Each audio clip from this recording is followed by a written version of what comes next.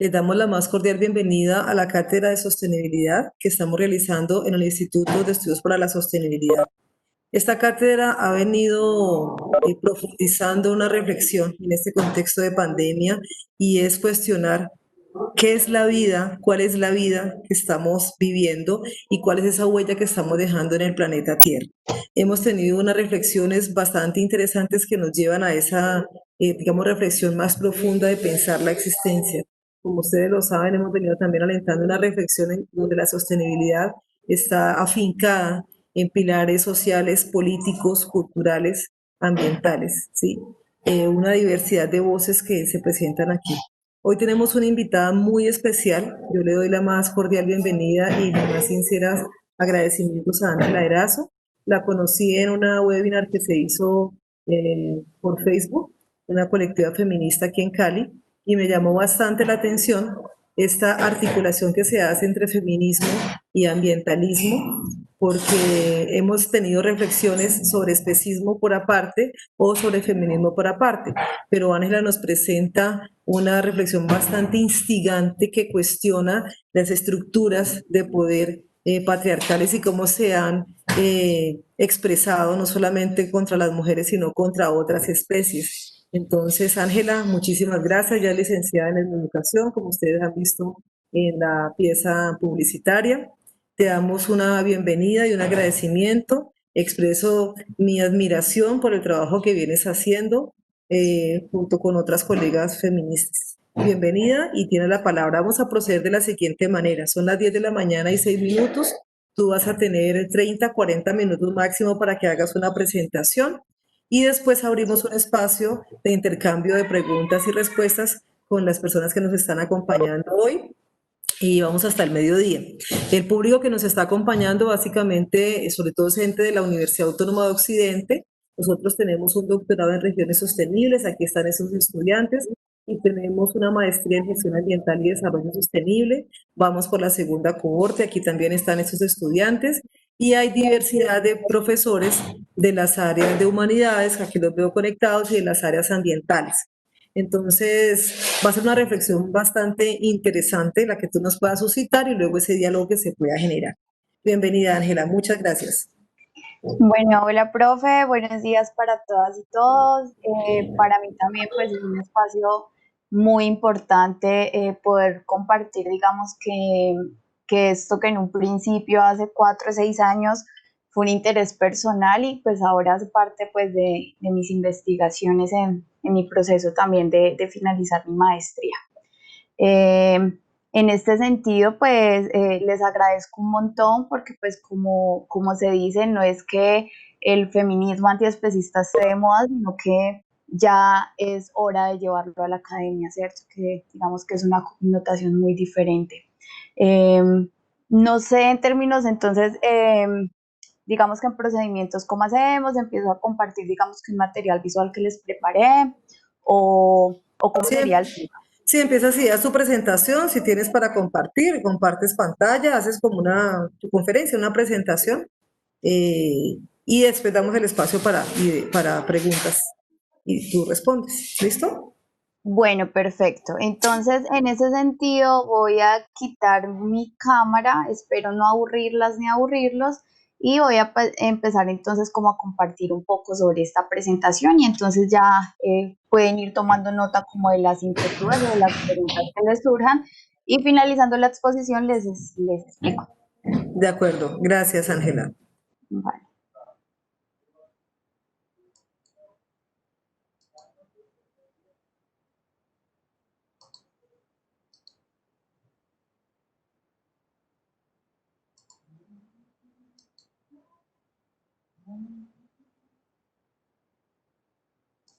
Bueno, entonces me dicen por favor si me ven allí.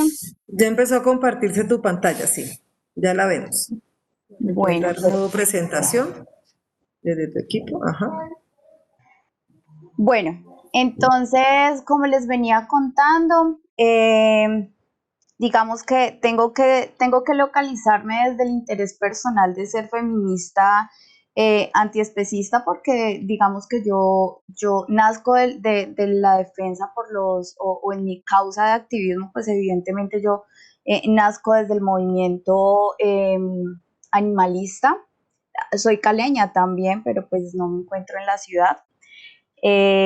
Entonces en ese momento fue como que entendía un poco lo que era la educación por un lado, el feminismo por un lado y el animalismo por el otro, ¿cierto? Entonces como que estaba aquí y allá y empecé a hacer como esas reflexiones en los procesos pues de diversidad, de educación, de sostenibilidad. Se me volvió un interés pues personal, pero más en términos de pasión, de poder entender todo esto. Y ya ahora, pues como les planteaba, pues esto hace parte ya de la investigación de mi tesis de maestría en investigación en sociología, donde en ese momento pues me encuentro en la etapa de recolección de datos, de la etapa pues etnográfica, ¿cierto?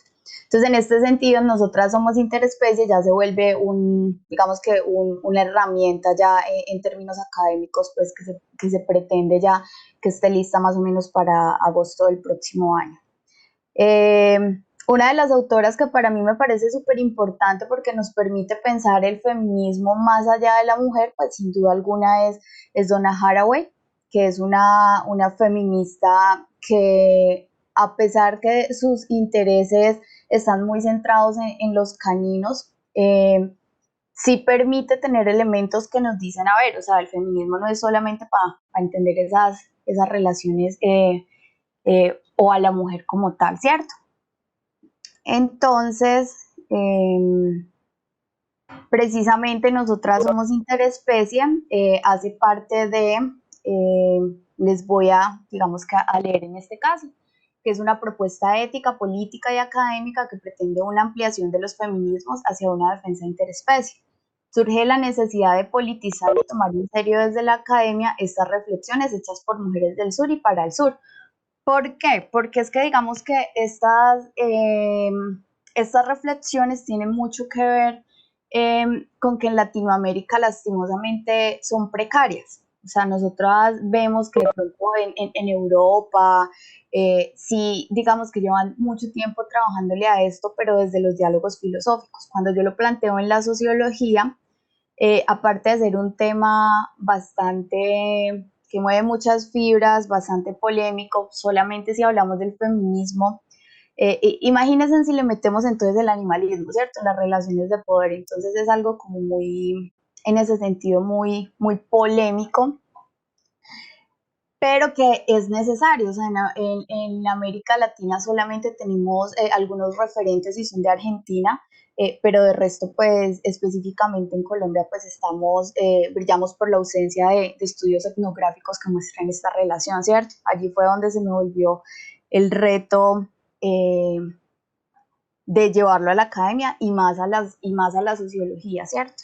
Bueno, en este sentido, me parece importante, les voy a mostrar una estructura de cómo empezar por acá, porque digamos que como entiendo que el público es variado en el sentido de que no sé si todas y todos comulguen con los discursos feministas, con los discursos antiespecistas, entonces sí me parece importante que tengamos como un recorderis o al menos una aproximación básica para que estemos como en la misma sintonía, ¿cierto?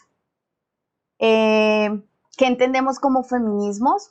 Creo que es uno digamos que, de los puntos de enunciación más importantes de esta charla, porque a pesar pues de que digamos que lo que digo, o sea, me perdonan digamos que explicarles cosas que me imagino que ya saben desde sus prácticas, pero posiblemente no todas lo sepamos, ¿cierto? Entonces, entender, digamos que el feminismo, yo trabajo mucho el tema pues de las autoras y de las filósofas ecofeministas, antiespecistas, porque son las que me permiten hacer como estos cruces o enunciarme desde el feminismo antiespecista precisamente. Entonces, entender el feminismo, pues, más allá, digamos, que entenderlo como un movimiento social y político, pues es poderlo entender también como una teoría de la justicia que busca la igualdad, ¿cierto? Entonces, hasta allí, digamos que brevemente tenemos un poco claro el enfoque de los feminismos, que precisamente por todas las corrientes y por todos los contextos, pues actualmente ya no se habla de un feminismo, sino que hablamos de feminismos, ¿cierto? Entonces, en ese sentido, no sé si todas ya están relacionadas con el término de especismo, ¿cierto? Entonces, porque Ángela habla de que es antiespecista, pero Dios, ¿y qué es eso, cierto? Eso me ha pasado un montón. Entonces, entender el especismo hace parte de una de las formas de discriminación, ¿cierto? Entonces, actualmente se dice que la lucha por los derechos de los animales es la última lucha por las discriminaciones, ¿cierto?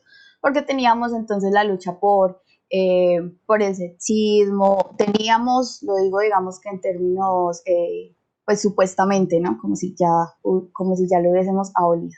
Entonces tenemos la lucha por el sexismo, tenemos la lucha por el clasismo, por el racismo, y en los primeros estudios de la ética animal, pues entonces tenemos un filósofo del que siempre que nos acercamos a las teorías de la ética animal, pues es indudable que tenemos que partir de él, que se llamaba, perdón, ya lo enterré, no, él está vivo todavía, es un filósofo australiano de nombre Peter Singer. Él no es el que digamos que crea la categoría especismo, sino que es uno de los primeros que empieza a resignificarla en la cuestión animal, en el sentido de que él plantea que efectivamente el especismo es una forma de discriminación que en términos éticos es indefendible.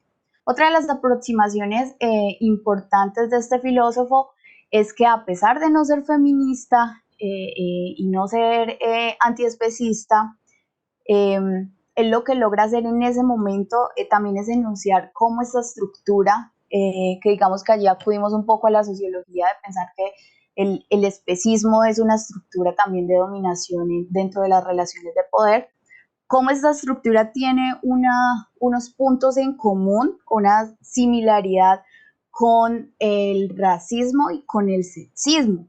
Él no profundiza en eso, pero él lo enuncia en uno de sus libros, digamos que más importantes, que se llama Liberación Animal, que fue así como el auge en términos de todo el proceso de la globalización y de los medios de comunicación y todo eso. Pues este libro más o menos en los 70, en los 80 fue el auge también para consolidar el movimiento animalista en términos locales, ¿cierto? En este sentido, entonces, entender el especismo desde esta visión, digamos, como desde este primer punto, desde esta primer raicita, pues entonces ya después nos vamos a situar un poco a las teorías más recientes que tienen que ver precisamente con estos diálogos filosóficos que hacen relación precisamente al antiespecismo, ¿cierto? Entonces, si el especismo es una forma de discriminación éticamente indefendible, donde uno de sus argumentos es que nosotras y nosotros tenemos, digamos que la capacidad, o no sé cómo decirlo allí, de discriminar a las otras y a los otros animales, pues porque se supone que entonces nosotras somos la especie, pues más inteligente, nosotros somos la especie que pensamos, ¿cierto? Entonces, ¿cómo empezamos a atribuir estereotipos para poner a los demás animales por debajo sin reconocer que nosotras y nosotros también somos animales, ¿cierto? Partimos pues digamos que de las teorías de Darwin, de la evolución, pues hay que entender también que el especismo también tiene que ver un poco con esa visión antropocéntrica, cisgénero del mundo. Entonces, estas teóricas precisamente lo que van a plantear, estas teóricas en las que yo me sitúo no solamente son Donna Haraway, con la que empecé este espacio, sino que tienen que ver mucho con Angélica Velasco Sesma, Katia Faria, Carol J. Adams, Alicia Puleo.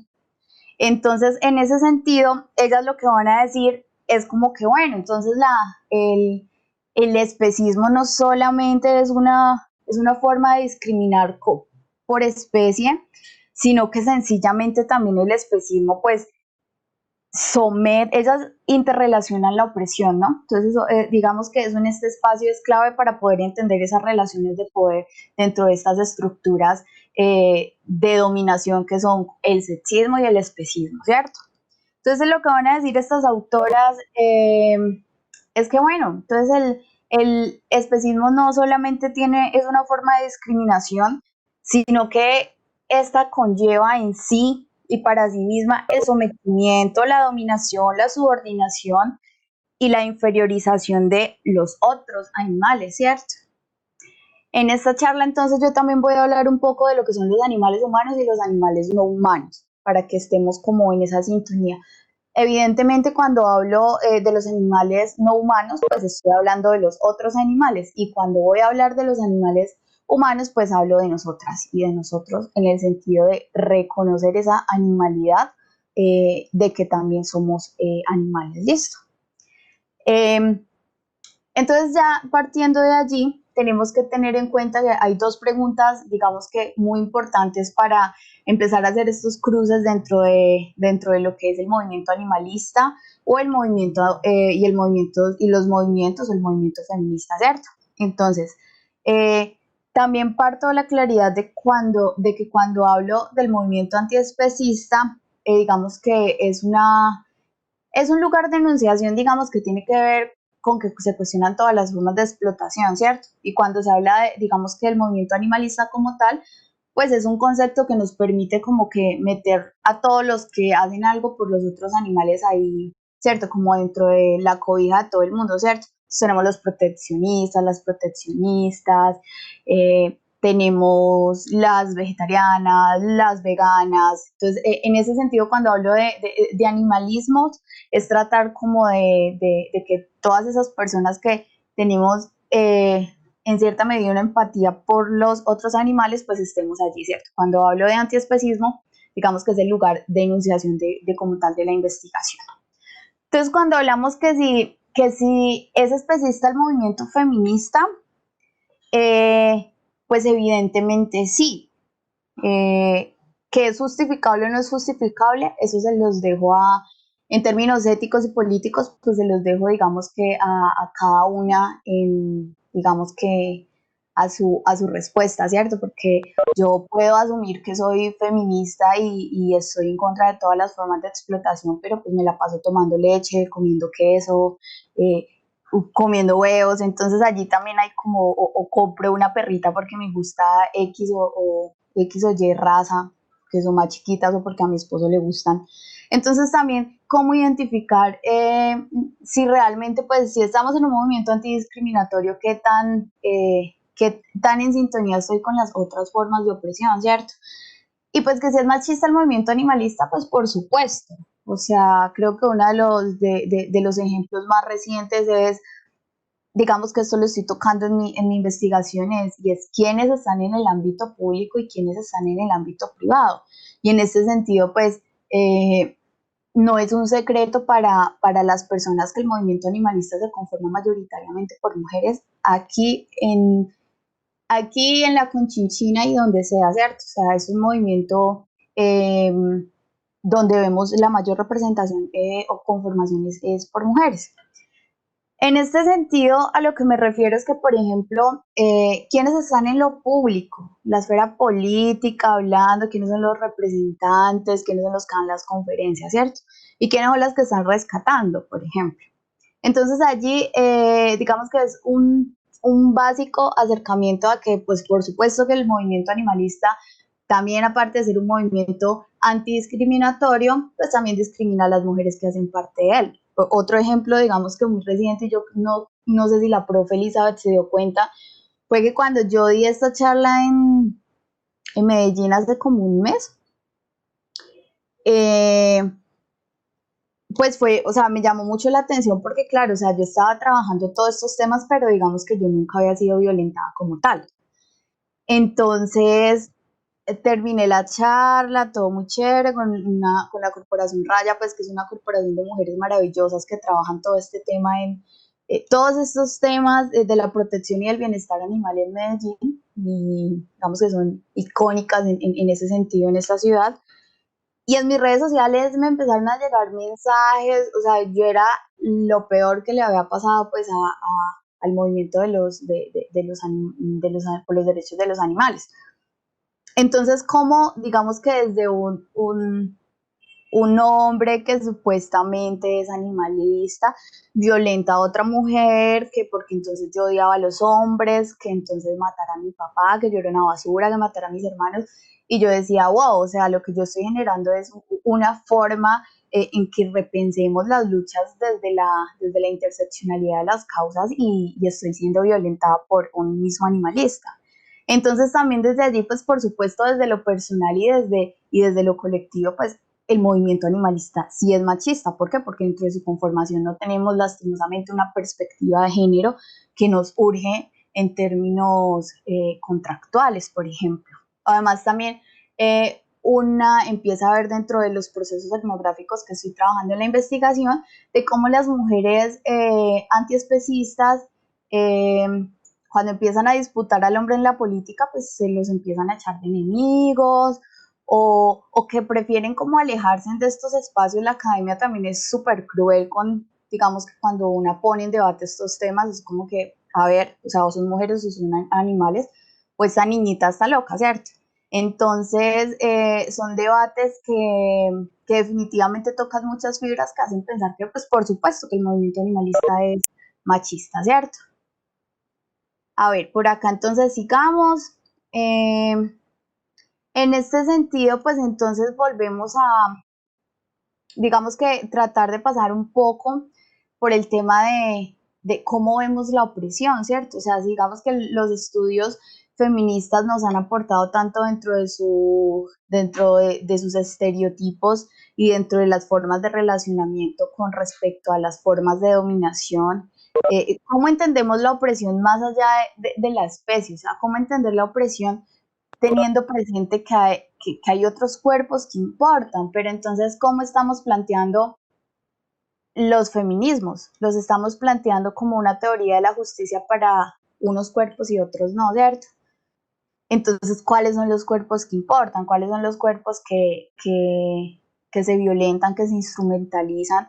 Y cuáles son los que defendemos, ¿cierto? O sea, si somos con esa visión de mundo antropocéntrica, entonces vamos a defender a las mujeres pues porque somos mujeres o porque estamos en las mismas condiciones en términos de especie o cuáles son los argumentos de los feminismos especistas, que no es que dentro de los movimientos feministas pues tú tengas que trabajar plenamente pues por la reivindicación de las otras hembras que también son explotadas, eh, sino que es un tema como de empatía. O sea, es un tema de que cada quien trabaja desde su orilla. Por supuesto acá cada uno y cada uno estamos con una investigación y pues no vamos a poder, ¿cierto? O sea, es un tema de intereses, pero hasta dónde es mi empatía, o sea, o si mi empatía es selectiva, si mi empatía solamente tiene que ver pues con mis intereses en común, o porque los feminismos no reconocen que, por ejemplo,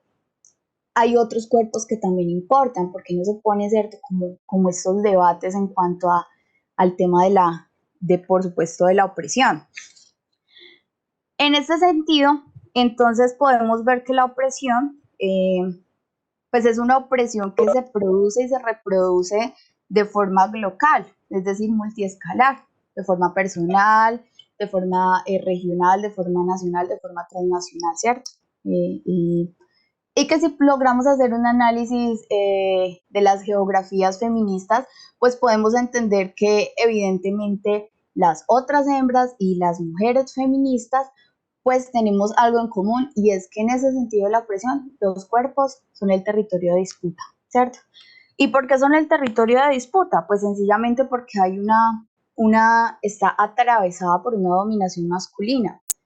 ¿Qué tiene que ver esto? Con que lastimosamente, a mí me gusta mucho leer a Silvia Federici. Creo que aunque no es animalista, ella anuncia la dominación digamos que de los cuerpos y también de la naturaleza. Entonces yo creo que allí una sí puede hacer un diálogo muy bonito con esto, y que yo también atrevidamente lo he hecho, y es que precisamente cómo esa desigualdad que es corpórea, porque repito, es una opresión que se, que se reproduce a través de la violencia de la dominación masculina que repercute en los cuerpos de las mujeres y de los otros animales, pero que son precisamente en la acumulación y en la expansión del capital, es decir, o sea, que la opresión de estos cuerpos humanos e inhumanos, pues estamos en funciones del capital.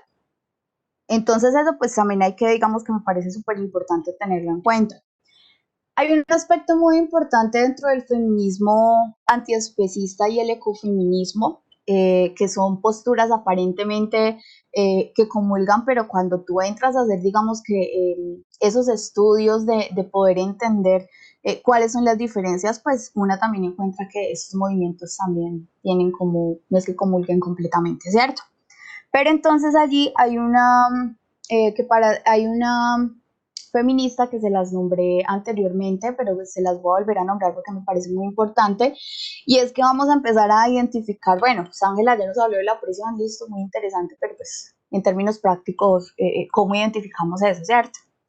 Pues ¿cómo lo identificamos? Entonces, precisamente voy a retomar a Carol J. Adams, es una ecofeminista estadounidense, digamos que muy famosa porque si Peter Singer fue, digamos que el papá de la ética animal en los años 70, 80 con su libro Liberación Animal o Ética más allá de la especie, pues Carol J. Adams va a plantear precisamente, o ella retoma un poco el tema de que en la segunda ola de los feminismos, donde se replanteó mucho el eslogan de lo personal es político, de los derechos reproductivos de la mujer, de la autonomía y de la capacidad de que las mujeres decidamos sobre nuestros cuerpos. Pues ustedes saben que Kat Miller entonces escribió La política sexual y eso es uno de los iconos pues, del feminismo radical y todo esto, ¿cierto? Lo que va a hacer Carol Adams es sacar un libro que se llama La política sexual de la carne y en ella va a ser muy crítica precisamente de, cómo, de la opresión de los cuerpos y va a ser muy crítica en el sentido de que las mujeres somos animalizadas para la pornografía. Ustedes ven que entre más salvaje es el estereotipo de la mujer, pues mueve más fibras digamos que en los estereotipos patriarcales. Pero si sexualizamos más al animal, si decimos que es rica, que es sabrosa, pues eso mueve más, digamos, que el paladar en términos de consumo. Entonces, Carol Adams en este libro nos va a plantear que la política sexual de la carne pues recoge una opresión de los cuerpos humanos y no humanos y nos conduce a un concepto que es muy importante en el animalismo en el feminismo antiespecista y tiene que ver con el referente ausente. ¿Qué es eso? Pues el referente ausente es que a nosotras, pues para que no nos suene más como esa carga moral de las personas que consumen carne y cómo la opresión también es un instrumento o es una herramienta, el lenguaje es un instrumento pues de esta opresión. Entonces, en este sentido, el referente ausente es cuando el animal pasa a ser un animal vivo y pasa a ser ¿qué? Pues carne, ¿cierto? Pues nosotras no decimos, ay, no, es que yo me voy a comer el cadáver de tal pollito, ¿cierto? O tal gallina. Una dice, no, es que yo me voy a comer alitas a la barbecue, ¿cierto? Entonces una no dice que, o que le quité el hijo a la vaquita. Entonces, ¿sí me entiendes? O sea, como que disfrazamos el lenguaje en términos morales con ese referente ausente, porque entonces le llamamos carne, ¿cierto? Entonces, ¿cómo vamos a decir animal muerto, cadáver? Entonces, en ese sentido, pues, Carol Adams plantea este referente ausente que me parece, como les digo, muy importante porque se muestra cómo el lenguaje también es una herramienta de opresión tanto para las mujeres como para los animales, ¿no? O que muchas veces, por ejemplo, no se hace como, y esto lo plantea ella en sus investigaciones, de que, por ejemplo, cuando una mujer es violada, dice, no, es que me sentí como un pedazo de carne. Entonces también, cómo ausentamos el cuerpo de ese animal, cómo ausentamos el cuerpo de esa mujer y empezamos a a llamarlo con otros nombres para que en términos morales nos sintamos como menos peor, ¿cierto? Entonces, en este sentido, también se propone, aparte del referente ausente para que entendamos la opresión, pues evidentemente se propone una desigualdad corpórea, porque, como les dije, pues el territorio de batalla de esta opresión de las mujeres y de los animales en este caso, y no es que esté excluyendo a los hombres, ni que los esté odiando, ni que sea pues, la feminazi, sino que pues precisamente este estudio tiene que ver exclusivamente con las mujeres y con los animales, y también entendiendo un poco que digamos que dentro de esta investigación no significa que excluya a los hombres, pues por supuesto que también hay testimonios y hay visiones de hombres que han sido muy importantes para el movimiento animalista en Colombia. Entonces, en este sentido, es retomar el tema de no solo de la desigualdad corpórea por reconocer, ¿cierto?, que el campo de batalla son los cuerpos en la dominación masculina de la opresión, sino que también tiene que ver con una violencia corpórea.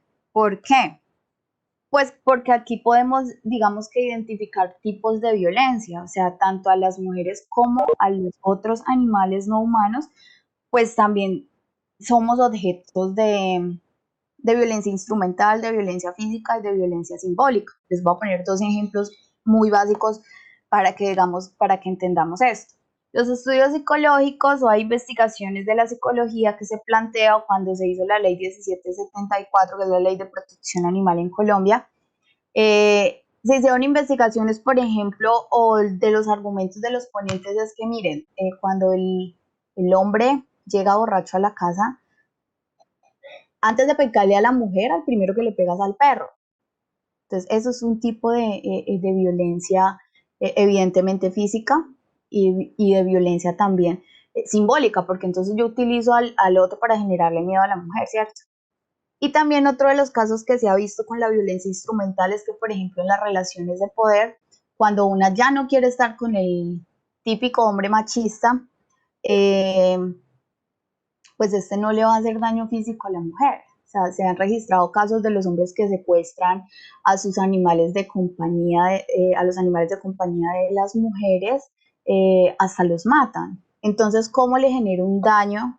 Entonces, si ven, ahí empezamos, digamos que también atar como esa opresión y esa dominación masculina empieza a tener como esos puntos en común. Entonces, ¿cómo para yo imponer mi capricho de reconocer a la mujer como propiedad mía, porque solamente puede estar conmigo, le genera un daño psicológico, pero también le genera un daño físico a otro ser sintiente, ¿no? Entonces esos son ejemplos, digamos que básicos que nos permiten aterrizar un poco todo esto que les estoy planteando, ¿cierto?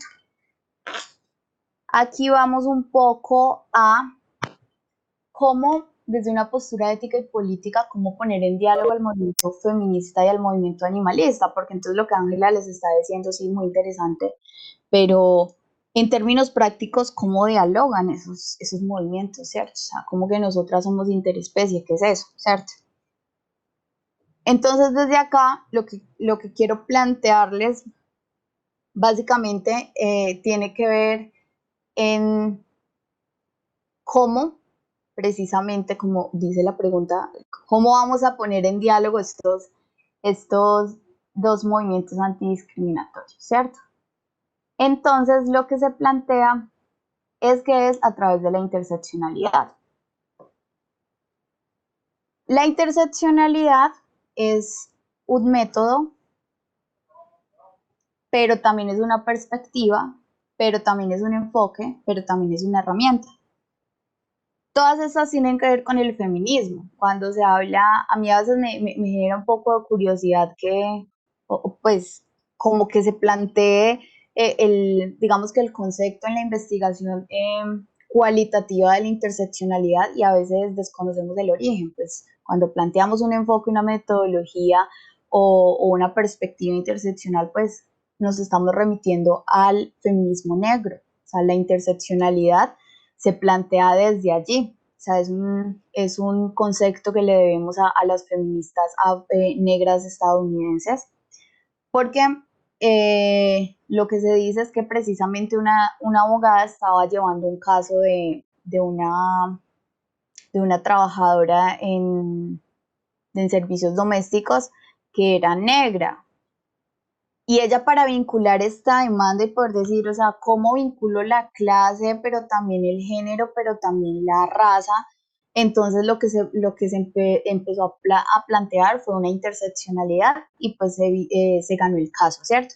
Entonces desde allí el feminismo negro y el feminismo decolonial, para que vayamos aterrizando un poco en Latinoamérica, pues empiezan, digamos que a aproximarse y a trabajar esta herramienta, ¿cierto? Es una herramienta que yo también estoy utilizando en mi investigación, porque nos permite entonces poner en diálogo a estos dos movimientos, es decir, localizar el feminismo y el antiespecismo en una interseccionalidad que tiene, como les planteé ahorita, que tiene todo que ver con la dominación. Entonces, otro de los puntos en común de esta interseccionalidad en estas dos luchas, pues tiene que ver allí con ambas, el sexismo, recordemos que yo les decía ahorita, el sexismo y el especismo son estructuras de dominación que están interrelacionadas a través de la opresión, ¿cierto? Ya parezco cansona diciendo eso. Pero también, bueno, miren, ya miramos lo de la opresión, yo creo que nada. Pero pues no se puede excluir, ¿cierto? Que es una opresión representada entonces por la dominación masculina. Tenemos la cosificación, cómo pasamos, recuerden un poco el tema del referente ausente, cómo pasamos de ser sujetos a ser objetos de consumo de caprichos patriarcales, consumos patriarcales, caprichos patriarcales a través de la pornografía y a través del consumo de cuerpos en la industria cárnica y en la industria de los lácteos, ¿cierto? Lo que les mostraba ahorita, otro punto de interseccionalidad, pues efectivamente tiene que ver con esa representación de la violencia en la cual se tocan estos tres ámbitos. Tenemos que ver con el androcentrismo. No sé si todas y todos estamos relacionados con esta categoría. El androcentrismo parte de, y estos pues hay un montón en la academia y creo que las mujeres me van a entender un montón y pues los hombres me disculpan un poquito, pero tiene que ver con el tema de que, o sea, hay espacios en los que una mujer dice algo, no pasa nada. Pero el hombre dice lo mismo, ay, sí, claro, tenías razón, ay, sí, ¿cierto? Entonces, como siempre se tiene que validar que el del conocimiento es el hombre, ¿cierto? Entonces, como el androcentrismo tiene que ver como un punto de intersección entre el feminismo y el antiespecismo. ¿Por qué? Porque nosotras vemos ya que, o sea, ya hay hombres que hablan de menstruación, que hablan de feminismos y que no, es que mejor dicho, el hombre feminista, ¿cierto? Como todas esas cosas. Entonces también cómo identificar el androcentrismo en estos, digamos que en esta estructura de dominación, pues es muy importante, ¿no? Y en el antiespecismo, pues también, ¿no? O sea, ¿cuál es entonces, no, es que el animalista más rockstar dijo tal cosa y pues la chica que cuida perros no. Entonces, ¿cómo se valida eso en términos antropocéntricos? Pues cuando el conocimiento, digamos que, o que lo tienen que comprobar o que lo ponen como en duda, eso también pasa en las casas, o sea, eso a las mujeres nos pasa todo el tiempo, ¿cierto?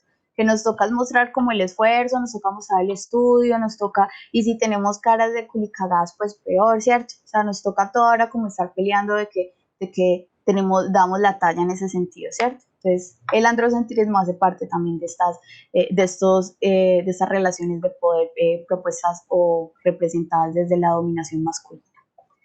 Tenemos la desigualdad corpórea, pues evidentemente digamos que en esa escala antropocéntrica del hombre cis y la mujer cis, cuáles son los estereotipos que validamos, cuáles son los estereotipos que no validamos, eso también pues termina siendo un desgaste dentro de la sociedad, ¿cierto? De esos roles de género pues que nos establecen de qué podemos hacer las mujeres y qué pueden hacer los hombres y de qué color vestimos y todo ese tipo de cosas que ustedes ya conocen en la práctica, ¿cierto? Condiciones de precariedad, evidentemente. Yo pienso que la interseccionalidad también nos hace pensar en las condiciones corporales, psicológicas de las mujeres y de los animales, porque es que, por ejemplo, cuando se habla de violación, nosotras pensamos que cuando se habla de violación, pues es que a las únicas que violan es a las mujeres, cuando no, a las otras hembras también las violan, les venden sus hijos, se los quitan al primer día para comer ternerito, perdón. Entonces, ¿cómo entender que esta precariedad de condiciones pues no se limitan al género, ¿no? Y por eso digamos que es la propuesta de ampliar estos feminismos, de ampliar estas reflexiones, de entender que las desigualdades no solamente son humanas, sino que también son no humanas. A ver, por acá. Entonces tengo 3 punticos importantes aquí para que repensemos como algunas ideas que me parecen importantes. Una tiene que ver, me disculpa si les leo, dice, comprender que desde la transición del feudalismo al capitalismo, las mujeres, los animales no humanos y la naturaleza hemos sido oprimidas en función del capital y la cultura patriarcal, en escenarios de producción y de reproducción, como la reproducción de mano de obra barata, la pornografía, la industria cárnica y de lácteos. Lo que les decía ahorita con Silvia Federici, cuando se hace esa transición del cambio del sistema, pues allí es donde se empieza a tener más visible o se empieza a hacer más visible el tema de la dominación de la mujer y de la dominación de la naturaleza, de los otros animales, un poco también con Benjamin Foster cuando retoma el Mars Verde, pues también nos explica un poco cómo tiene que ver esta relación o esta fractura metabólica que no tiene que ver con una relación de reciprocidad entre los cuerpos y de equilibrio, ¿cierto? Entonces, como en función del capital, pues los cuerpos humanos y no humanos terminan sirviendo pues a la acumulación y la expansión del capital, ¿cierto? Otro punto que me parece importante es que, bueno, entonces ya hablamos de que la interseccionalidad nos permite poner en diálogo eh, precisamente al movimiento feminista y al movimiento animalista o antiespecista, ¿cierto? Entonces, no solamente ponerlos en diálogo, sino que es decir que, y ahí les voy a leer, los feminismos y el animalismo antiespecista deben dialogar y transitar a un feminismo no especista y a un animalismo no machista que conduzca al reconocimiento empático de ambas causas, puesto que ambos son movimientos antidiscriminatorios que proponen ética y políticamente una praxis para deconstruir la opresión y su representación y la violencia corpórea. Es decir, digamos que lo que decía anteriormente, o sea, yo entiendo que cada persona, o en ese sentido, cada una de las personas que estamos acá tenemos intereses diferentes, tenemos activismos diferentes, tenemos lugares de enunciación diferentes y trabajamos en diferentes movimientos sociales, ¿cierto? Pero es que esto no nos excluye ni nos tiene que limitar en términos éticos y políticos de reconocer que hay estas causas, de reconocer que no solamente entonces los feminismos dialogan con el animalismo, o sea, los feminismos también pueden dialogar con los ecologismos, que allí es donde se plantea, digamos, estas corrientes ecofeministas o las posturas decoloniales o las posturas antirracistas, o sea, todo esto dialoga porque hacen parte de la misma estructura de dominación. Entonces también entender cómo si ampliamos un poco la empatía, pues vamos a poder no trabajar en esas causas, pero al menos generar este tipo de reflexiones en nuestros lugares de enunciación, o sea, que no seamos miopes, digamos que esa sería como la palabra, que logramos vincular que hay una interseccionalidad de las luchas. Además, bueno, les presento a Max, que lo acaban de escuchar ladrar. Bueno, además, entonces, precisamente que como sociedad nos urge, perdón, que los movimientos sociales, independientemente si son animalistas, antiespecistas, pues en este caso estamos, ¿cierto? Como específicos, situándonos desde allí, pero a los movimientos sociales les falta mucho para que tener una perspectiva de género, por supuesto. O sea, los movimientos estudiantiles, los movimientos sindicales, o sea, todo tiene que ver con una perspectiva de género porque es que no podemos pretender ser parte de un movimiento antidiscriminatorio y que con nuestras prácticas cotidianas pues estemos discriminando a otros y a otras. Entonces, pues por supuesto que precisamente ser parte de un movimiento, de una colectiva antidiscriminatoria, pues tiene que, o sea, éticamente y políticamente es correcto que trabajemos en una perspectiva de género y por supuesto un enfoque interespecie, que es decir, que no nos centremos en que la empatía hay que limitarla al género, al sexo, a la etnia o a la clase o a la especie, ¿cierto? Sino que este tipo de elementos nos permitan como tal tener una postura interrelacionada con todas las formas de opresión. Entonces, ya casi va a terminar. Entonces, en este sentido, cuando hablamos de, claro, del nosotras somos interespecie, del antiespecismo, de ampliar, ¿cierto? Como ese círculo de consideración, de quitarnos las gafas del especismo, ¿cuál serían, pues, como los puntos básicos de la invitación, ¿cierto?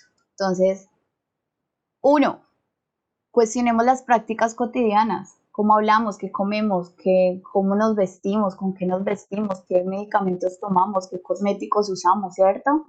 Cómo desde allí también podemos, bueno, es que yo no trabajo el tema de los animales, pero entonces miremos si hago parte de esas luchas antidiscriminatorias, cuáles son los productos que no experimentan en animales, por ejemplo, qué estoy usando, qué estoy comiendo, qué me estoy colocando, eh, a dónde estoy yendo, o sea, si celebro que los animales estén encerrados, si compro perros, o sea, hay que cuestionar las prácticas cotidianas, o sea, cómo a través de mi lenguaje estoy siendo opresor, opresora, o sea, ¿por qué le digo perra a mi amiga? ¿Por qué le digo cerdo o marrano a Duque? O sea, los animales, ¿por qué insultar con animales, por ejemplo?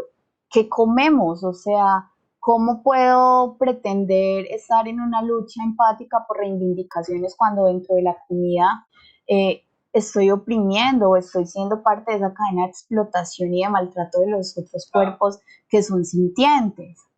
Entonces eso también nos lleva evidentemente a preocuparnos en términos holísticos por cuestionar esos modos de producción.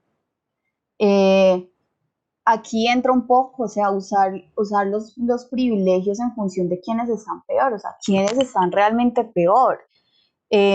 Si yo como mujer tengo unos privilegios, como mujer blanca, como mujer con un capital cultural, tengo unos privilegios, pues usémoslos para beneficiar realmente a quienes están peor. Si yo como hombre digo que me gusta el feminismo, yo no creo en de que el hombre pueda ser feminista, me encanta pues el tema de precisamente de Katia Faria, que ella dice que lo más parecido al hombre feminista es un unicornio.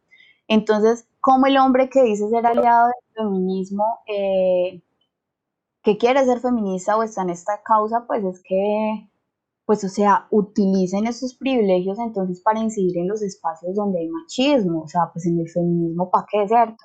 Pero entonces allí, ¿cómo usar esos privilegios para cuestionar todas estas prácticas de dominación y de cosificación de las mujeres y de los animales no humanos? Y en este sentido también aquí, digamos que reconocer un poco el tema de la defensa en lo público y en lo privado y ahí retomar un poco el eslogan de lo personal es político. Pues, o sea, entonces, ¿cómo? Entonces yo voy a la manifestación, no, pues es que Ángela terminó la charla y terminó y se tomó el vaso de leche de vaca. O sea, cómo mis prácticas y mi discurso son coherentes en el ámbito público, pero también en el ámbito privado. Eso es una cuestión ética y política que tenemos que trabajar nosotras y nosotros, y más si somos educadoras. Entonces, precisamente como, por ejemplo, Angélica Velasco Sesma tiene un libro que se llama La ética animal y una cuestión feminista, creo que es uno de los libros más importantes de mi investigación. Y ella plantea, listo, nosotros, digamos, nosotras qué nos ganamos precisamente con tener un movimiento feminista, un movimiento animalista que cuestione todas estas formas de opresión, pero que no cuestione el androcentrismo. O sea, el androcentrismo, por supuesto que también lo tenemos que cuestionar en todos los movimientos sociales, porque el desgaste de las mujeres todo el tiempo, de qué estudiamos, de qué somos, de qué experiencia tenemos, de qué edad tenemos, pues para que nos validen el conocimiento de la experiencia. Eso también es una forma de opresión y de dominación masculina. Y a ver,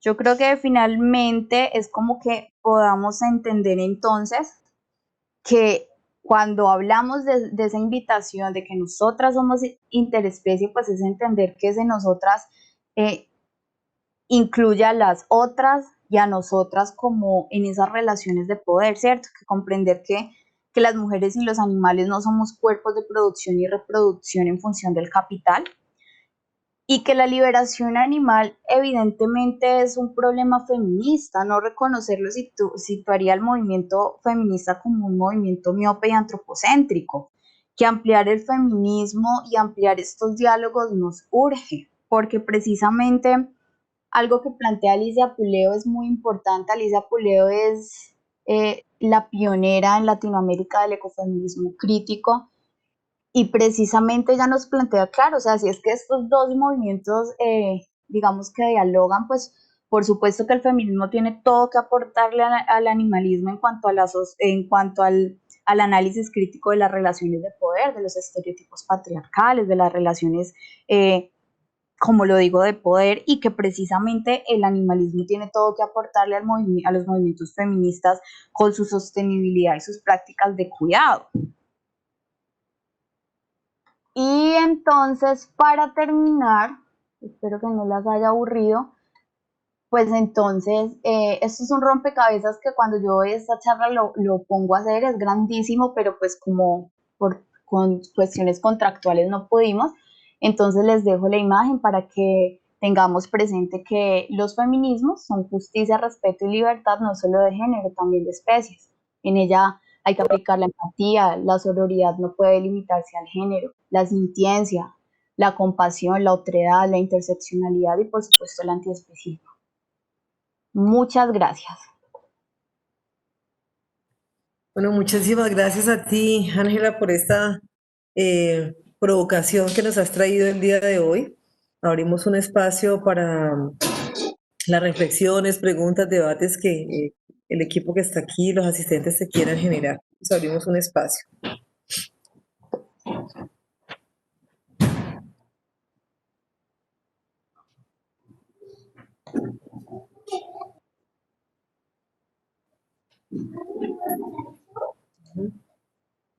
¿Nos dejaste? No, yo no me he ido, estoy esperando las No, preguntas. no, nos dejaste callados. Ay, no, esa Entonces, no es la no, mentira. idea. Si me lo permites, yo quiero iniciar porque en la otra ocasión que te escuché no estuve en la sesión de preguntas. ¿Quién pidió la palabra? ¿Diego? Sí, Diego, sí. ya te doy la palabra, entonces planteo mi pregunta. Yo te escuché en un momento en otra reunión, no fuiste tan radical aquí cuando dijiste lo radical es ser vegano y más radical es ser vegano, ¿sí? A mí particularmente me cuestiono porque me he considerado feminista, estudio violencia de género y he llegado hasta la comprensión de la violencia simbólica, digamos, pero lo que tú estás planteando hoy es bastante más allá. Y ahorita me estoy aproximando al ecofeminismo, ¿sí? Pero nos estás planteando una articulación hoy, una intersección entre el feminismo y digamos, las luchas contra la discriminación a las especies antiespecistas, cuando el feminismo creo que había avanzado articular género y etnia, género y clase, ¿sí? Otras categorías, pero articular hoy la variable animalista o ambientalista está cuestionando una estructura de poder que nos cuestiona las prácticas cotidianas. Entonces, cuando cuestionamos las prácticas cotidianas, lo voy a decir aquí, digamos, en gracia de que estamos en confianza los asistentes, nos cuestiona qué tan feminista soy, qué tan ambientalista soy, qué tan animalista soy, y porque ahí es donde se ve, finalmente, donde se materializa también la política, ¿no?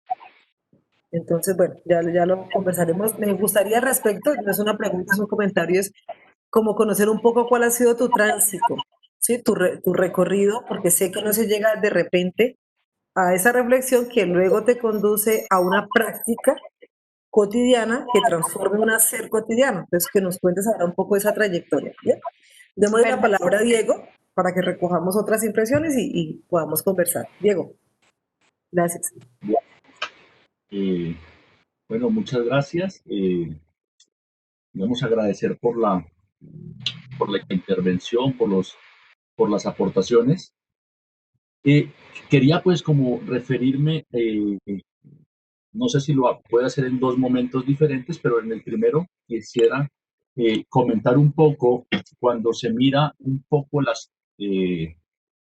la praxis feminista eh, en el marco, digamos, de la propuesta, digamos, teórica que se ha ido generando, pareciese que emerge, digamos, en contextos, en unas relaciones de poder, pero generalmente desde lo urbano. Eh, Mencionabas algunos referentes desde donde, digamos, se plantea una postura feminista. Cuando se ha hecho algunos referentes hacia, digamos, comunidades tribales, pueblos originarios, generalmente la interpretación que se ha hecho, posiblemente desde una visión antropológica y sociológica, consideraría yo sesgada o un poco reduccionista, ¿cómo podríamos diferenciar o revalorizar los valores no antropocéntricos de esas sociedades originarias, donde tienen unas prácticas de vida no sustentados bajo la familia, sino sobre el concepto de comunidad? Entonces, ¿cómo diferenciar esas prácticas de los pueblos originarios donde el rol de la mujer es otro y cuando lo miramos desde afuera lo asumimos como machismo, eh, porque lo hacemos bajo las categorías occidentales, en diálogo con esa nueva propuesta de feminismo y de ecofeminismo que se viene desarrollando? ¿Hay diferencias o no? Y en este sentido, eh,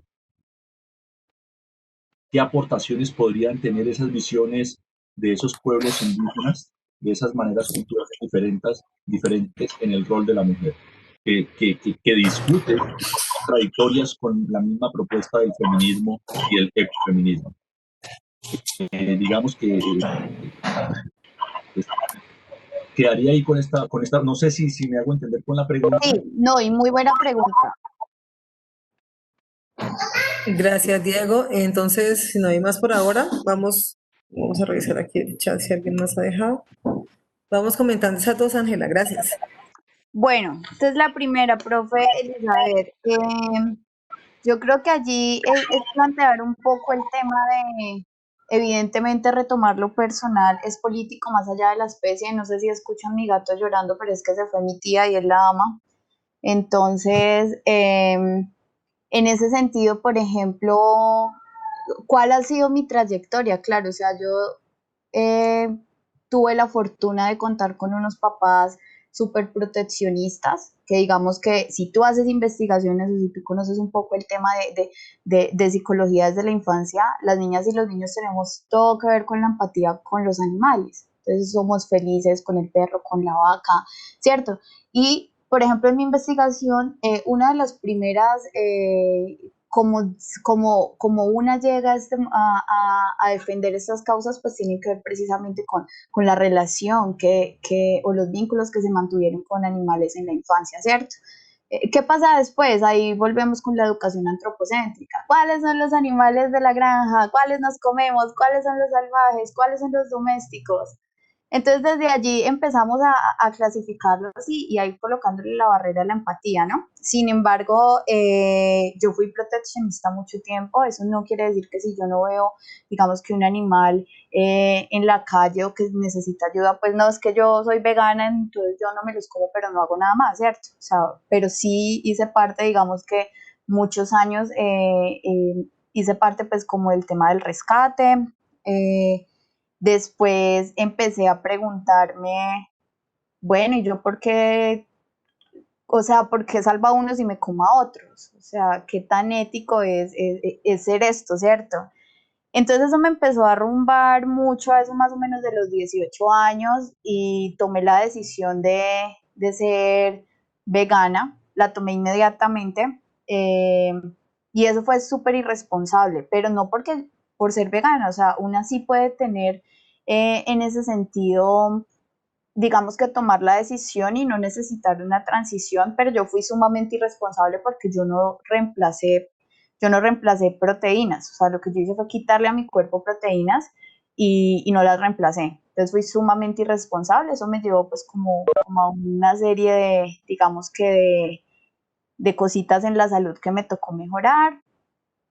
Y después de que aprendí un montón, porque claro, es como el tema de que, bueno, si yo no voy a comer y venimos de precisamente de familias que son súper carnívoras, que si una le dice, por ejemplo, en mi caso yo vivo, en este momento pues estoy en casa con mi tía, entonces una persona, digamos que tú le hablas de que tú no comes carne y esta que va a comer, ¿cierto? O sea, las mamás, las tías entran en crisis, o sea, o cuando el hijo, ¿cierto?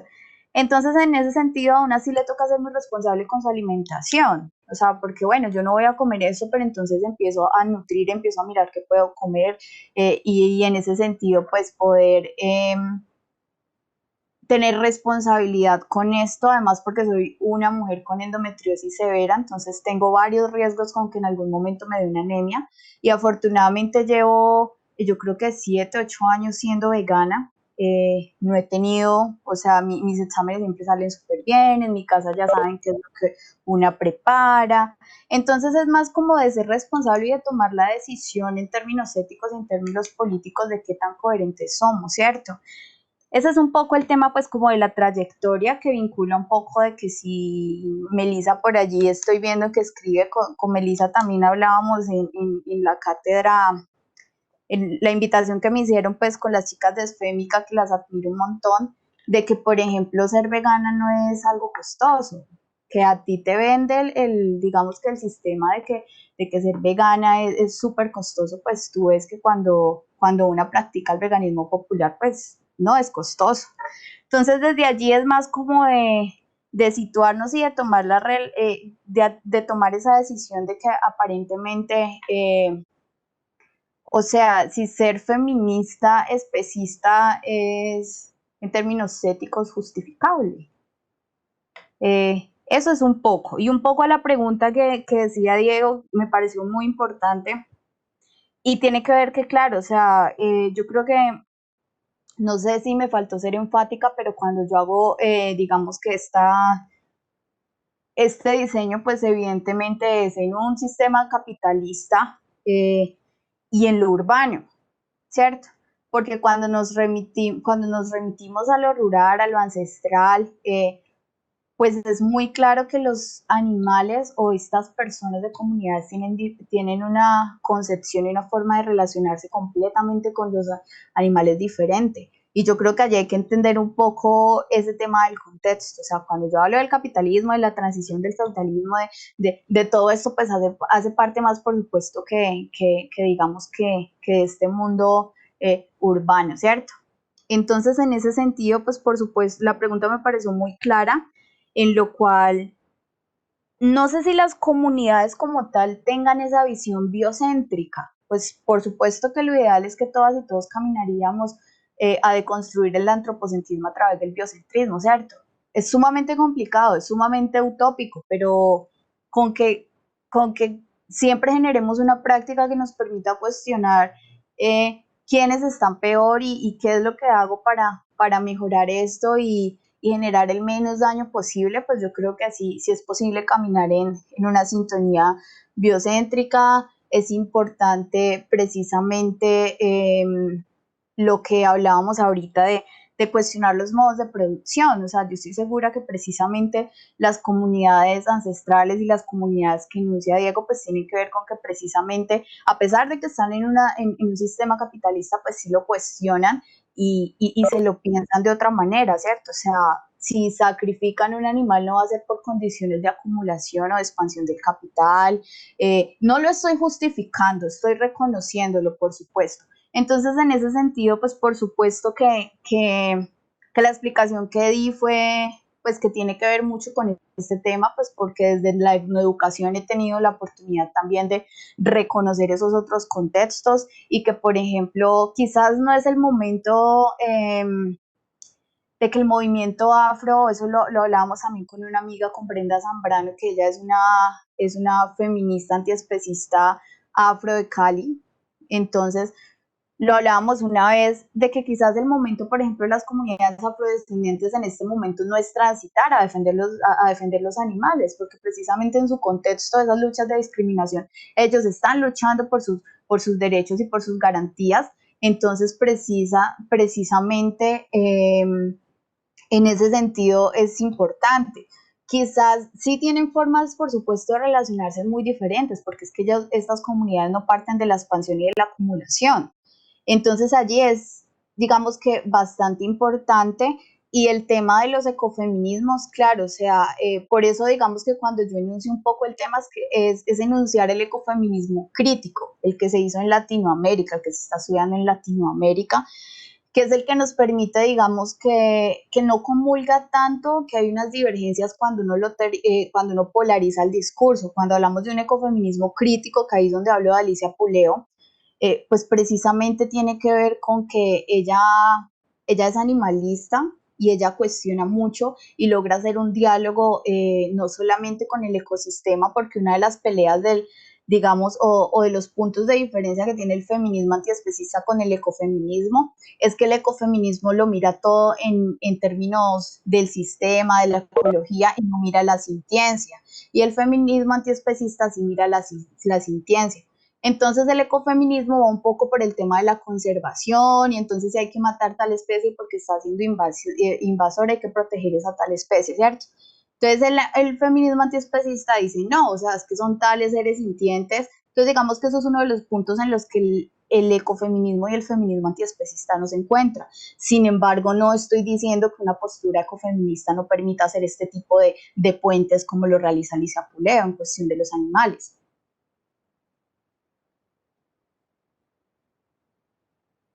Bien, gracias. Gracias, Ángel.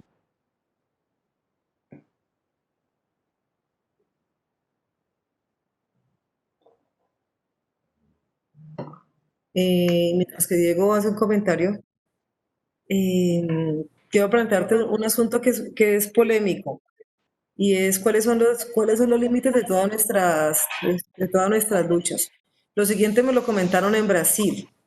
Eh, Se cuestionaba las extensiones de cultivo de soya, ¿sí? Que provee un mercado vegano y vegetariano y vegano, ¿cierto? Pero ese cultivo, esa expansión de ese cultivo estaba haciendo a costa de devastar lo que llaman allá la Mata Atlántica, ¿sí? Parte de la selva amazónica. Entonces, me pregunto cuáles son los límites, porque imaginemos que vamos transitando todos hacia el vegetarianismo y el veganismo. ¿Qué pasaría con los animales?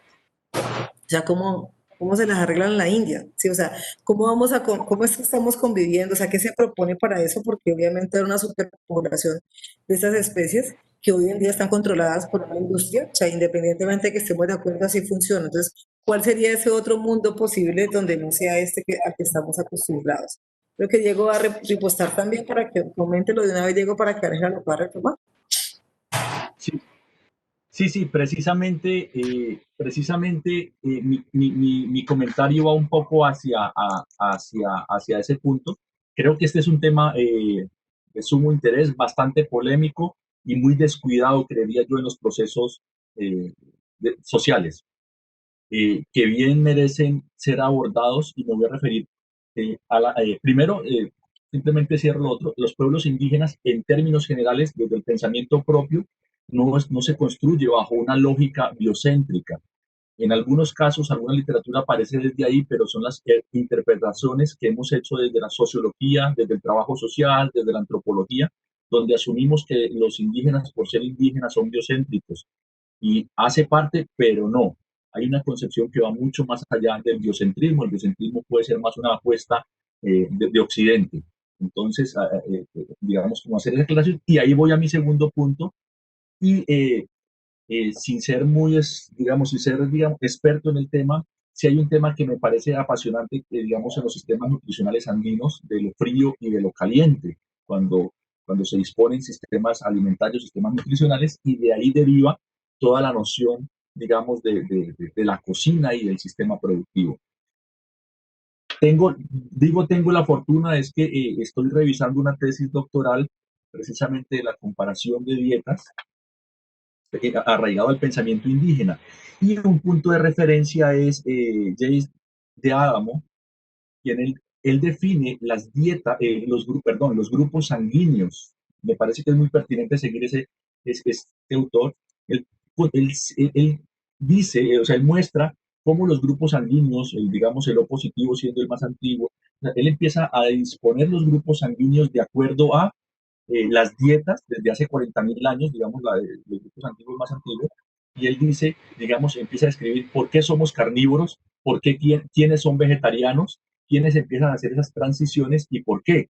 Entonces, más o menos la teoría va a que yo no me vuelvo vegetariano porque bueno, hay una cuestión de moda, eh, pero hay otros elementos asociados a los grupos sanguíneos que determinarían si yo entro a la transición de lo vegetariano o de lo vegano, pues podría enfermarme más fácil, depende de mi grupo sanguíneo. Y lo que propone el otro lado es el tema de las dietas, digamos, alcalinas para suplir. Cuando yo asumo estas transiciones, indudablemente en un sistema alimentario eh, pervertido como el que tenemos hoy, desde el sistema de producción, pues indudablemente tenemos enfermedades emergentes. Es decir, las dietas emergentes tienen enfermedades divergentes. Y esto, digamos, nos lo propone este autor. Entonces, no sé si hay estudios, digamos, desde los veganos, desde el vegetarianismo, que, digamos, contrarresten estas teorías o estos postulados, en el sentido que uno de los caballitos de batalla de los vegetarianos, lo digo a nivel personal, trato de no consumir carne, pero pues a veces le entro, a veces el cuerpo pide, eh, pero trato de no consumir carne. Sin embargo, porque decía, la soya se convierte como uno de los instrumentos de batalla hoy de los vegetarianos, pero resulta que la soya no es para consumo humano. La soya es uno de los factores más determinantes. La leche de soya primero no existe y la soya no es para consumo humano, salvo ciertos procesos que son en términos de producción, de transformación, es mucho consumo energético. La soya no es para consumo humano, la soya es uno de los elementos que más cánceres uterinos están generando, entre otras enfermedades. Sin embargo, digamos que cuando compras la leche de soya, entre comillas leche, el queso de soya y todos sus derivados, pues eso no te lo dicen. Pero por el contrario, los nutricionistas es lo que te asignan, pues la mala información que se ha venido construyendo en sistemas alimentarios perversos y pervertidos, como es el cultivo de la soya. En términos ecológicos, en términos ambientales y en términos sociales, y de las especies no humanas que se ven obligadas a consumir soya para que luego el ser humano se coma ese animalito e ingiera soya por vía indirecta. Eso era, gracias. Sí, profe Diego, estoy completamente de acuerdo contigo y qué bueno porque esa última intervención que haces pues, nos permite remitirnos un poco a lo que planteaba la profe en Brasil, ¿cierto? Precisamente con el cultivo de soya. El profe Diego lo acaba de decir, el consumo de soya no es para los veganos ni para las veganas, ni mucho menos para las mujeres que sufrimos de endometriosis. O sea, lo primero que a una le prohíben es la soya. Entonces, precisamente la soya, la deforestación y todos estos procesos es para alimentar los animales que terminan siendo servidos en los platos de comida, ¿cierto? Y que, profe, Diego, yo no decía digamos que los grupos de las comunidades indígenas son biocéntricas. Creo que, no sé si no me expliqué bien, pero sí tenía que ver con que sí tienen otra forma de relacionarse con los animales y con la naturaleza, pero que lo que había y que digamos que desde las comunidades y las no comunidades o las comunidades urbanas, entendiéndolo así, digamos, pues en la sintonía de nosotras, eh, deberíamos transitar al biocentrismo, o sea, es el camino utópico para generar el menos daño posible, no que estos grupos pues sean biocéntricos porque pues incluso o sea, pertenecer a una comunidad indígena o afro no me hace ser animalista o no me hace ser feminista, pero sí tienen otra forma distinta de relacionarse con la naturaleza en términos de un equilibrio ecológico, ¿cierto? Entonces, sí, precisamente dicen, o sea, sí hay estudios, de hecho, en el chat en este mismo momento les voy a colgar el link de una conferencia que hay hoy, que es de carnismo, es de una super tesa, es de Angélica Alexandra Navarro. Ella es la directora de la revista Estudios Críticos, ay Dios, ¿cómo es que se llama? Estudios Críticos de la Cuestión Animal en Latinoamérica, algo así, se me olvidó la sigla, pero ella es una tesa, es la lectora de mi tesis incluso, y ella hoy a las 2 de la tarde en un ciclo de conferencias de la Facultad de Derecho Animal, pues ella tiene una investigación que tiene que ver mucho con lo que el profe nos decía, y el viernes pasado lo que se tuvo, por ejemplo, fue cómo una nutricionista vegana y activista nos muestra cómo sí es posible volvernos veganas sin tener afectaciones en la salud, en términos ecológicos, en términos saludables, pues en cuestiones de nosotras, y también pues por el tema de los otros animales, ¿cierto? Entonces sí es posible, sí hay estudios, yo creo que las personas que nos dedicamos a llevar esos temas en la academia tratamos de ser muy juiciosos, de mostrar de que quizás posiblemente no lleguemos a que sea un mundo, cierto, otro mundo posible, o eso quizás no nos toca. Yo pienso que nos toca el fin de la tauromaquia, ojalá. Pero, pero sí pienso que transitar en ese camino de que al menos tener esa esperanza de que sí podemos generar con nuestras prácticas un mundo en donde los animales estén menos peor, sí es posible.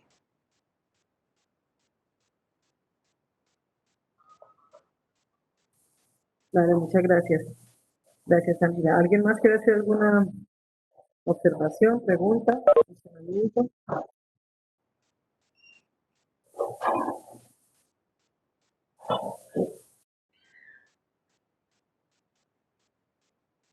Lady hizo una pregunta arriba, la puso en el chat. Estoy viendo, voy a verla.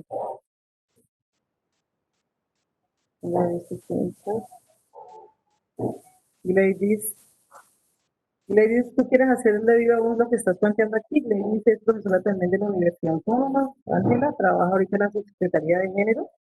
Y dice, mi pregunta se relaciona con el profesor Diego un poco y tiene que ver sobre cómo ese feminismo promueve una centralidad en el cuidado más allá del cuidado a lo humano, pero que vista desde otros feminismos puede devolver a la mujer a los cuestionados roles tradicionales. ¿Cómo se ha pensado esta cuestión desde ese feminismo antiespecista?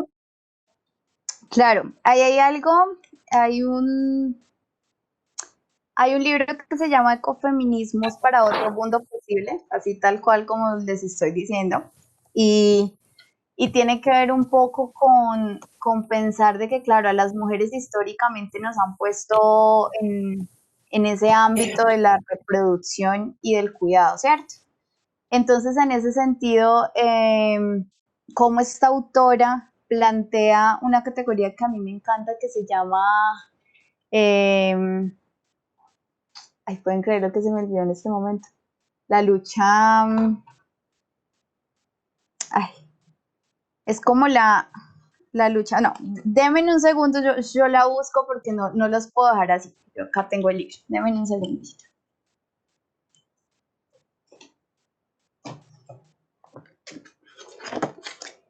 Yo les muestro por acá, porque me parece que es importante que retomemos el tema de que, claro, o sea, cómo desde el cuidado y de cuidar a los otros animales, pues podemos relacionarnos con, pues, con la reproducción de eso que tanto cuestiona el feminismo, ¿cierto? Ah, ya se llama la lucha al celo. No, mentiras, denme un segundo.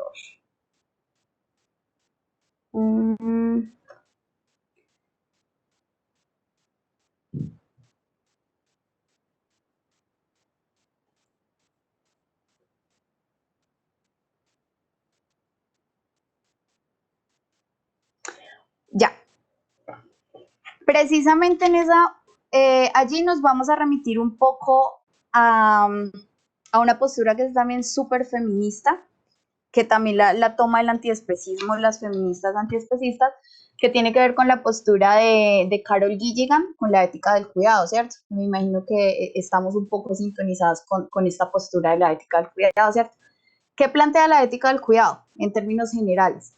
Pues que esta ética no se debe limitar a un hombre cis, a una clase, con algunas determinaciones, que hay una ética del cuidado que tiene que incluir la diversidad, que tiene que incluir a la mujer, y que por eso desde allí este concepto es muy importante, porque lo que va a hacer el feminismo antiespecista es partir de la postura de Carol Gilligan y decir es que la ética del cuidado hay que universalizarla, ¿cierto? Entonces hay que universalizarla pues con esos valores del cuidar los cuerpos, no solamente los cuerpos que no son hombres heterosexuales, clase alta, ¿cierto? Sino que precisamente esa universalización de estos valores pues incluya a los otros cuerpos, ¿cierto? Entonces, en ese sentido, Alicia Puleo, en el libro que les dije, Ecofeminismos para otro mundo posible, va a plantear un concepto que a mí me parece muy interesante, que no se me podía olvidar, es una huelga de celo al patriarcado. Pero, ¿qué es eso, cierto? Y es cómo podemos universalizar esa ética del cuidado, potencializando ese estereotipo de que las mujeres estamos dentro del cuidado. Es decir, si ustedes recuerdan, por ejemplo, la palabra feminismo es una resignificación de una burla del machismo. Entonces, ¿cómo el feminismo toma esta palabra? Y, bueno, somos feministas, ¿cierto? Y que, por ejemplo, hay algo que también, qué bueno que me acabo de acordar, y es que, por ejemplo, tiene mucho que ver con que ahorita se habla de feminismo antiespecista, pero históricamente hay estudios que han demostrado que las sufragistas, algunas eran vegetarianas, que las sufragistas vinculaban estas causas, y que, por ejemplo, en los procesos digamos que cuando se dio el auge de la experimentación animal, las primeras que fueron a manifestarse fueron las mujeres. ¿Por qué? Porque lo relacionaron con los procesos de la ginecología. Entonces, cómo desde allí esta lucha por la vinculación de estas dos causas, pues no es de ahora, ¿cierto? O sea, históricamente, lo que les decía, hay historias, hay estudios que demuestran esto, y también cuando se planteó precisamente en la primera ola del feminismo, cuando se planteó la vindicación de los derechos de la mujer, que para ridiculizar eso sacaron una vindicación de los derechos de los animales. Entonces, y ahorita ya hablamos de derechos de los animales en Colombia. Colombia es uno de los países más avanzados en Latinoamérica en términos jurídicos con la cuestión animal. Eso nos hace hablar muy bien, digamos que es un muy buen referente en cuestiones de leyes, ¿cierto? Entonces esa huelga del cero al patriarcado es como que eso, o sea, si las mujeres, si la sociedad sigue pensando que las mujeres que estamos encargadas de cuidar a los otros animales, pues precisamente si esa es una forma de manifestar y de deconstruir ese estereotipo, pues ¿por qué no? Porque dicen precisamente que las personas que no queremos ser madre, entonces tenemos problemas emocionales, y que entonces que humanizamos los animales y no sé qué, pero no, o sea, es transitar de un cuidado maternal para cuidar el territorio, para cuidar los animales, y allí está, digamos que donde se resignifica esa huelga al patriarcado.